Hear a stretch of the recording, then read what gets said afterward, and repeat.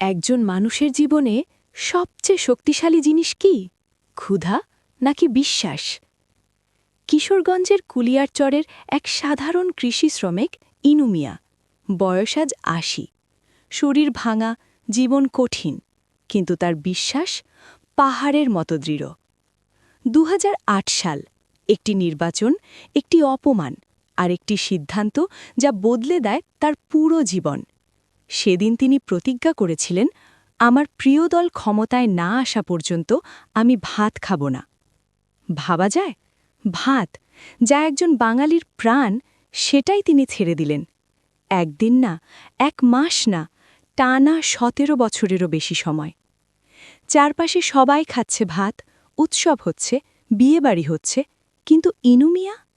রুটি, বিস্কুট, কলা, এই দিয়েই কেটে গেছে তার দিন, তার বছর, তার বার্ধক্য। পরিবার অনুরোধ করেছে, সমাজ চাপ দিয়েছে, কিন্তু তিনি একটাই কথা বলেছেন, আমি কথা দিয়েছি। এই কথাটাই তাকে আলাদা করেছে হাজার মানুষের ভিড় থেকে। সময় গড়িয়েছে, অবশেষে সেই দিন এসেছে যার জন্য তিনি অপেক্ষা করেছেন প্রায় ২ দশক। পহেলা বৈশাখ, নতুন বছরের সকাল, তার নিজের বাড়ি, আর তার সামনে দাঁড়িয়ে তার প্রিয় নেতা। এক মুঠো ভাত, হয়তো কারো কাছে সাধারণ খাবার, কিন্তু ইনু মিয়ার জন্য এটা ছিল ১৭ বছরের অপেক্ষার সমাপ্তি। প্রিয় নেতার হাত থেকে প্রথম লোকমা তুলে নিয়ে যখন তিনি খেতে শুরু করলেন, তার মুখে ছিল এক ধরনের তৃপ্তি যা ভাষায় বোঝানো যায় না। এটা শুধু ভাত খাওয়া ছিল না, এটা ছিল প্রতিজ্ঞার জয়, বিশ্বাসের জয়, আর এক মানুষের অবিচল ভালোবাসার গল্প। তিনি বললেন, আমি দলের জন্য ভালোবেসেই এটা করেছি, আজ আমার ইচ্ছা পূরণ হয়েছে। তবুও একটা আক্ষেপ রয়ে গেছে, তিনি আর দেখা করতে পারেননি তার সবচেয়ে প্রিয় নেত্রীর সঙ্গে।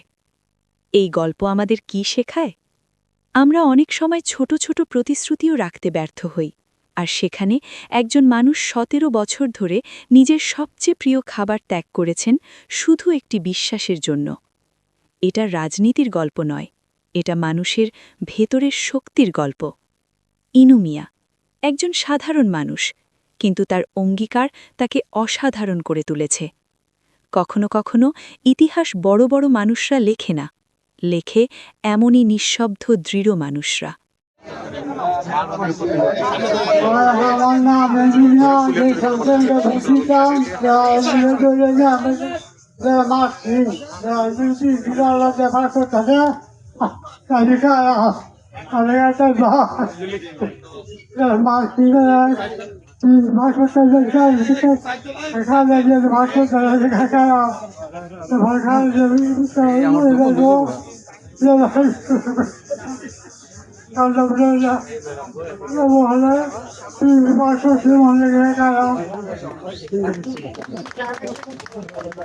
সবাই